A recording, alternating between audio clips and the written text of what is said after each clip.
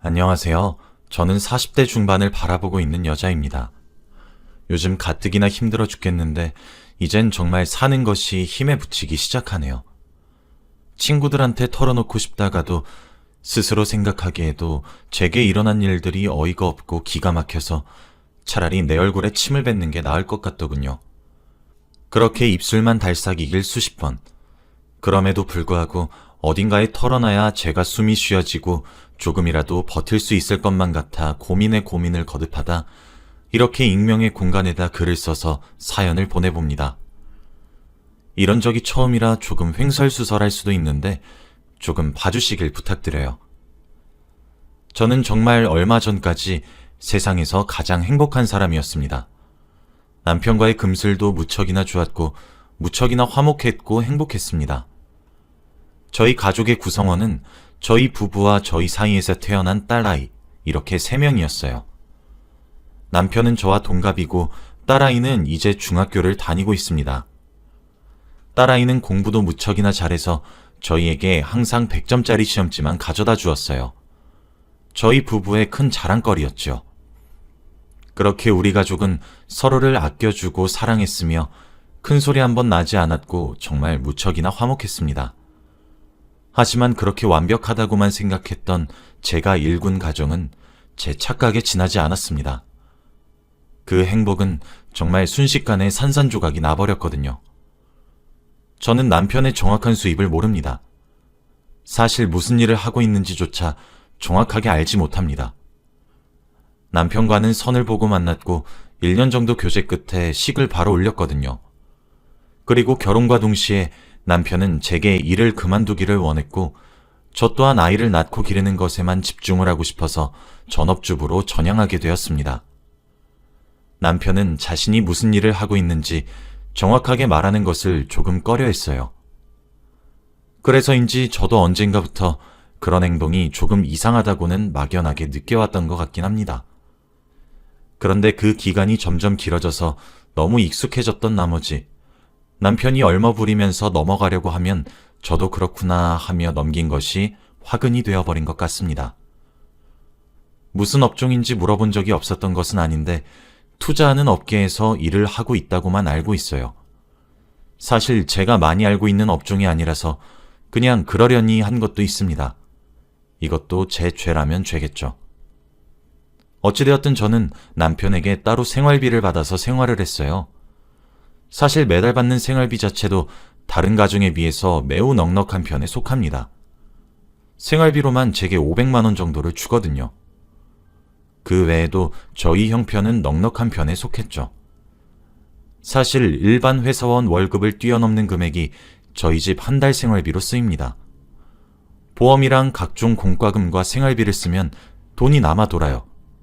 그 남은 돈은 제가 따로 저축을 하거나 제 용돈으로 사용하고 있었어요. 그래서 전혀 의심을 하지 못하고 있었죠. 매달 정확하게 500만 원씩 쥐어주며 생활비라고 하니까요.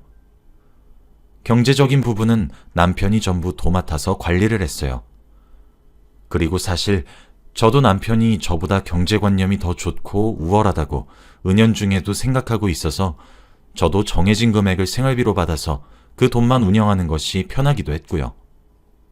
계절이 바뀌면 새 가족이서 해외로 여행을 떠나기도 했고 각종 기념일이면 남편은 제게 정말 초호화 명품 가방이나 액세서리들을 사주면서 이벤트도 해주었습니다. 남편이 제게 참 다정한 사람이어서 잘해주기도 했거든요. 정말 로맨틱한 사람이었습니다. 일상을 살아가면서도 꽃다발을 종종 받고 손편지도 받고 그렇게 알콩달콩 지냈습니다.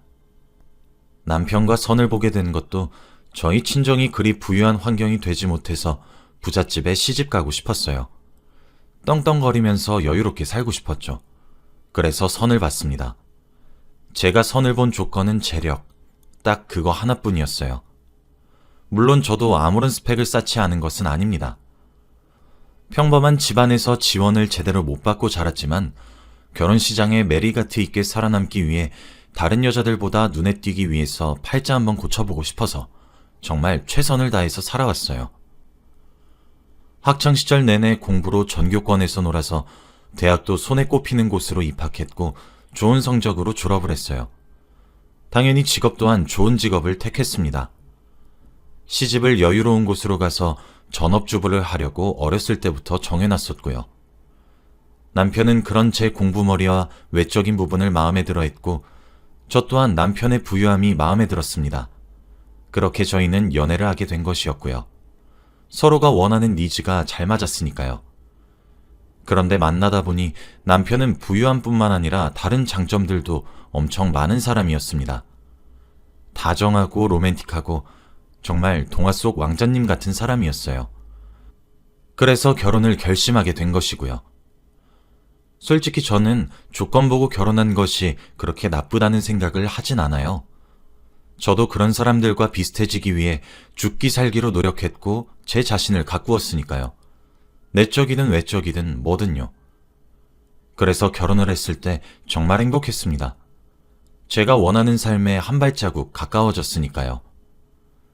그렇게 아이를 낳아서 길렀고 가사일도 해가고 남편의 내조를 해가면서 지금까지 지내왔죠. 그런데 얼마 전 제가 누렸던 그런 부유함과 여유로움이 누군가의 등골을 뽑아 나온 고열이란 사실을 알게 되었습니다. 정말 그때 받은 충격은 아직까지도 가시지 않고 있습니다.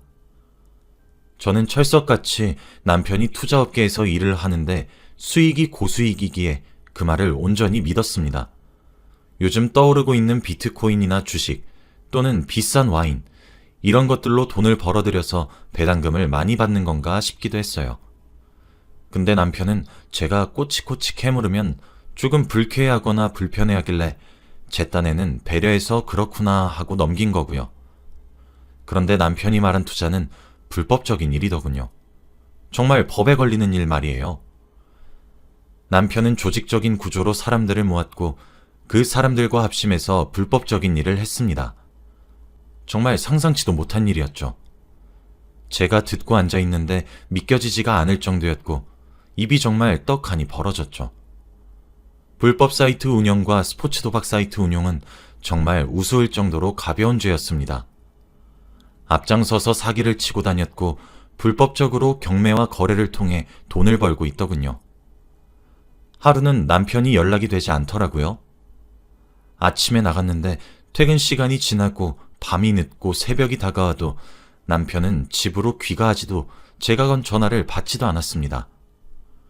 결혼 이후 10년이 넘는 세월 동안 단 한 번도 연락이 되질 않거나 말없이 외박을 한다거나 그랬었던 사람이 아니었는데 연락이 되질 않더군요. 처음엔 의아해했고 그 다음은 뭐 하는 건가 싶은 마음에 화가 났지만 언제 그랬냐는 듯 저는 걱정으로 잠 한숨 이룰 수가 없게 되었습니다. 그렇게 소파에서 남편이 돌아오길 기다리다 깜빡 선잠이 들었던 바로 그때였습니다. 쾅쾅쾅 하는 소리와 함께 누군가 저희 집 현관문을 부서져라 두드리기 시작했습니다. 깜짝 놀라 인터폰으로 누구시길래 이렇게 행동하시는 거냐고 경찰 부르겠다고 엄청 화를 내며 말했어요. 그 소란에 딸아이도 잠에서 깨어나 제 곁으로 슬슬 다가왔죠. 그런데 소란을 만든 사람이 한둘이 아니더군요. 당장 내 돈을 돌려내라며 경찰 부르라고 화를 내는데 정말이지 너무 당황스럽더군요. 현관문 걸쇠를 걸고 문을 제대로 열진 않고 살짝만 열어 무슨 일 때문이냐 물었습니다. 그런데 그 사람들이 제게 남편의 이름을 대면서 무슨 관계냐고 화를 내며 묻더라고요. 와이프가 되는 사람이다 라고 말을 하니 정말 입에 담기 힘든 욕을 하면서 그 좁은 틈새로 팔을 우겨 넣어 제 머리채를 잡으려고 허우적대는데 진짜 너무 무서운 겁니다. 딸아이는 돌아가는 상황을 보더니 경찰에 신고했고 10분도 채 지나지 않아 경찰이 집에 도착했습니다. 제가 뭐 돌아가는 상황이라도 알아야 해명을 하든 변명을 하든 할 텐데 저는 지금 남편도 연락이 안 되고 있고 영문도 모른 채로 쌍욕을 들으니까 진짜 심장이 벌렁벌렁거리면서 너무너무 두렵더라고요. 게다가 집에 저와 딸아이밖에 없으니. 경찰이 도착해 저희 집 현관문에 붙어있는 사람들을 중재했고 저도 지지 않고 맞섰습니다. 자꾸 이렇게 위협적으로 나오시면 공갈 협박죄로 경찰에 신고할 거니까 적당히 행동하시라고 했죠. 이런 식으로 나올 거면 돌아가시라고 저는 대화할 마음도 없다고 하면서요. 제가 그렇게 나오니까 그 사람들이 어쩌겠습니까? 그렇게 경찰관을 대동하여 저희 집 안으로 들어오게 했고 새벽에 대화의 장이 열렸습니다. 본능적으로 딸아이는 몰라야 할 것 같아 방으로 들여보냈어요. 근데 그 사람들 입에서 나오는 이야기들이 정말 놀라서 뒤로 자빠져도 할 말이 없을 정도더라고요. 그 사람들이 제게 해준 이야기들을 종합해보자면 첫째로 사람들을 대상으로 전세금 사기를 치고 다녔고 그렇게 피해 입은 금액만 40억이 된다고 합니다. 그리고 둘째로는 명의도용을 이용해서 대포 통장으로 돈을 빼돌렸다고 하더군요. 셋째로는 그걸로도 모자라서 음지에서 불법적으로 거래를 주고받았다고 합니다. 고가의 물품들을 대상으로 말이에요. 마약이나 총기류가 아닌 것이 다행이라 생각하는 제가 너무 어이가 없더군요.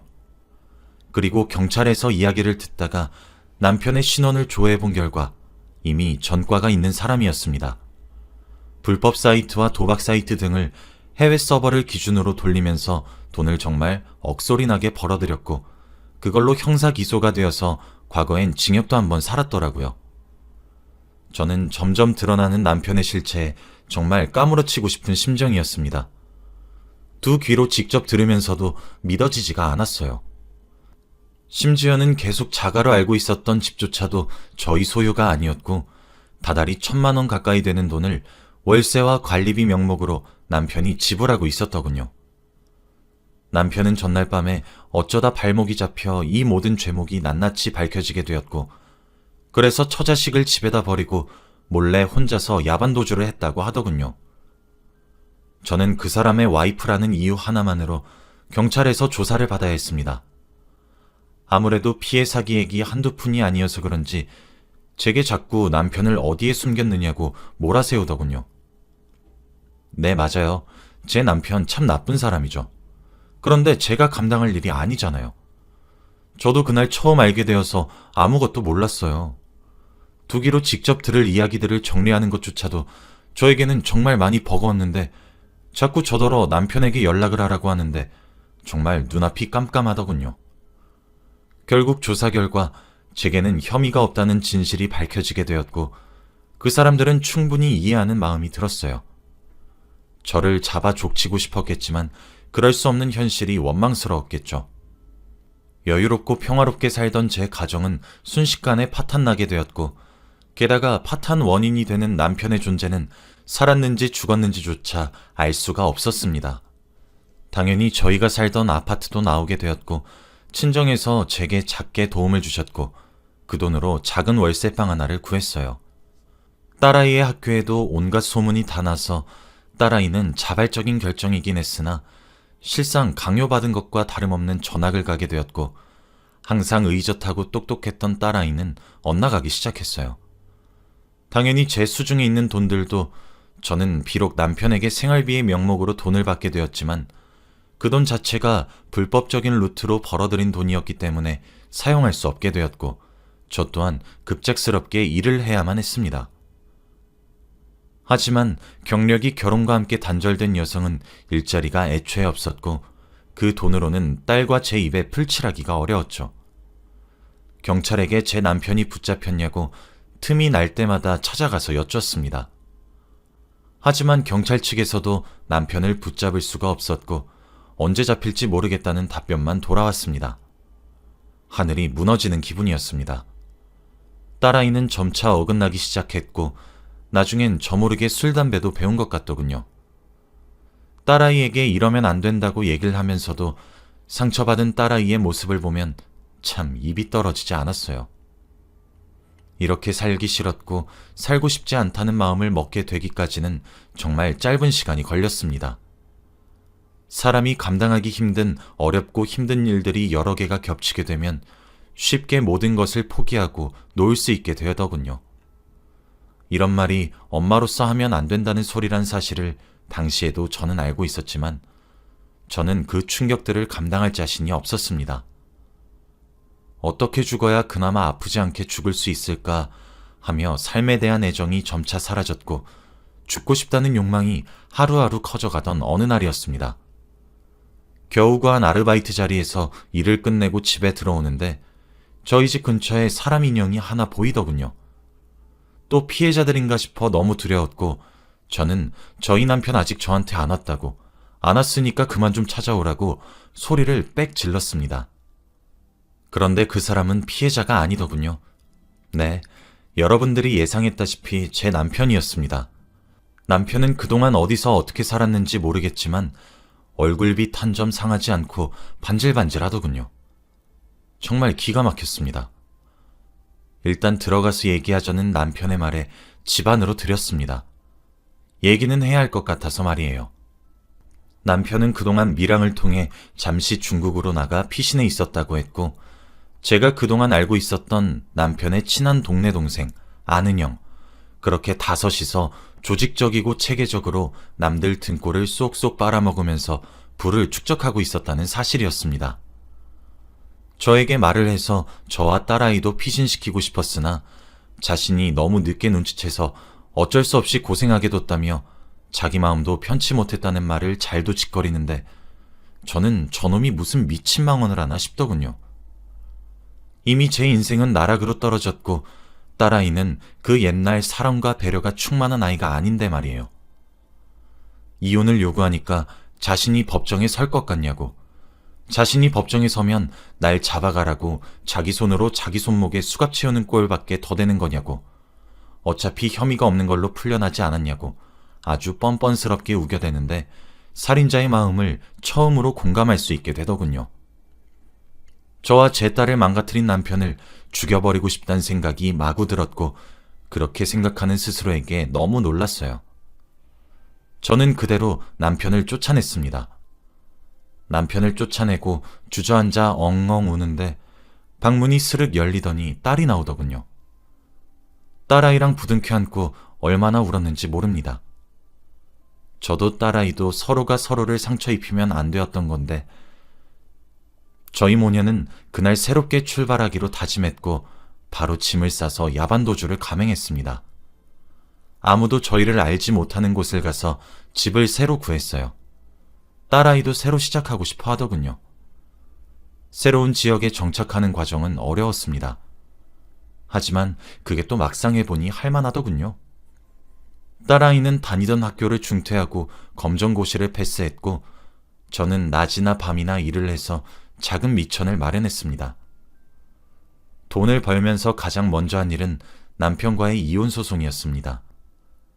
위자료든 뭐든 정말 다 뜯어내고 싶었는데 그게 말이 쉽죠. 범죄자 신분으로 된 남편이 가출을 한 사유로 겨우 이혼에 성공했고 딸아이와 저 둘 다 이름도 바꿔버렸습니다. 친정에서 작게 돈을 마련해 주어서 그 돈으로 현재 생활하고 있고 저도 계속 일을 하고 있습니다. 아무리 학벌이 좋아도 경력이 오래 단절되어 있다 보니 회사에 취직하는 것은 아직도 어렵지만 딸아이와 힘을 내서 살아보기로 약속을 했으니 최선은 다해보려고 하고 있어요. 제가 이런 일을 겪게 될 줄은 정말 꿈에도 몰랐고 이렇게 힘든 상황에 처할 줄은 감히 예상도 못했었어요. 사람 일은 알다가도 모르겠다더니 제게는 계속 불행만 덮쳐오네요. 아무리 몰랐다고 해도 그런 돈으로 저와 제 딸도 호의호식했으니 남은 생은 속죄하는 마음으로 살아가려 합니다. 남편과는 연락이 아예 끊겨버렸고 호적상으로도 가출로 인한 이혼으로 마무리되어 남남이 되었어요. 남편이 경찰에게 하루빨리 잡혀서 죗값을 톡톡히 치렀고 두 눈에서 피눈물을 꼭꼭 흘리기를 기도하며 글을 마치겠습니다. 제 이야기를 들어주신 여러분들도 저처럼 대충 넘어가려고 하지 마세요.